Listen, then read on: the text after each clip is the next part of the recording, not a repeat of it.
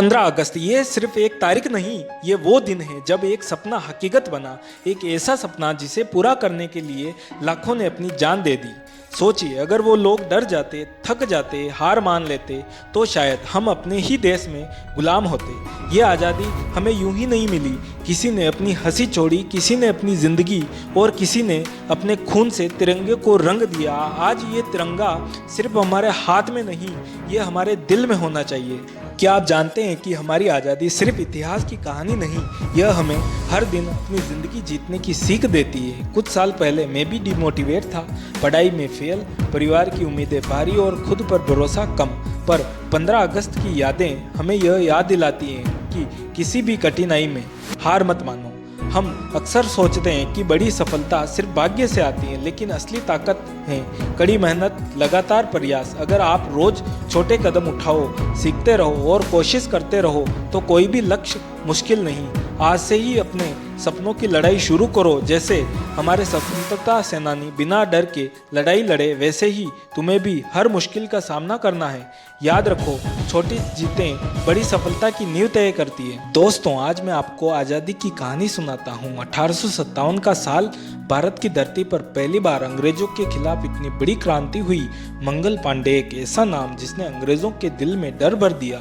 लखनऊ से दिल्ली, मेरठ से कानपुर तक हर जगह लोग एक आवाज में बोले, अब बस। फिर आए वीर योद्धा जैसी रानी लक्ष्मीबाई, जिनकी तलवार अंग्रेजों के खिलाफ आग बन गई। उन्होंने कहा था, मैं अपनी झांसी नहीं दूंगी, और उन्होंने आखिरी सांस तक लड़ाई लड़ी।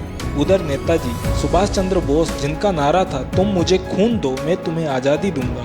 ये सिर्फ एक नारा नहीं था, ये एक संकल्प था जिसमें पूरा जीवन उन्होंने देश के लिए दे दिया। और महात्मा गांधी, जिनकी अहिंसा की ताकत ने दुनिया को चौंका दिया।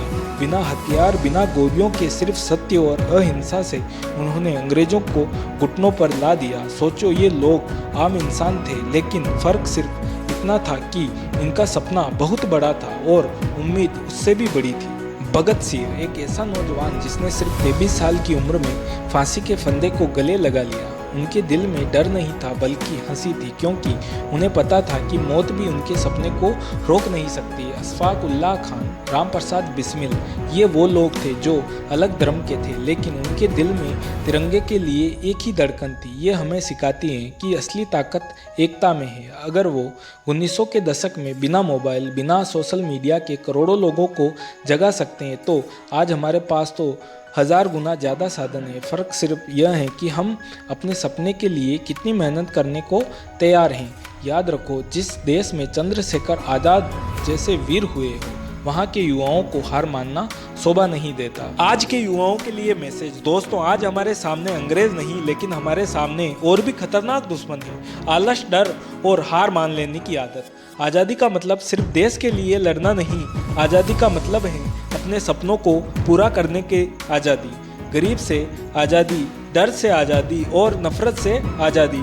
अगर हम चाहते हैं कि हमारा देश आगे बढ़े, तो हमें खुद आगे बढ़ना होगा। एक स्टूडेंट अपनी पढ़ाई में आज़ादी लाए, मतलब टाल मटोल छोड़ दें।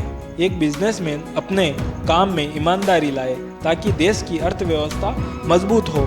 और एक आम आदमी नफरत छोड़कर भाईचारे को अपनाए, क्योंकि एकता ही सबसे बड़ी ताकत है। जिंदगी में दो तरह के लोग होते हैं, एक वो जो हालात का इंतजार करते हैं, और दूसरे वो जो हालात बदल देते हैं। हमारे स्वतंत्रता सेनानी दूसरे तरह के लोग थे। उन्होंने वक्त का इंतजार नहीं किया, उन्होंने वक्त बना दिया।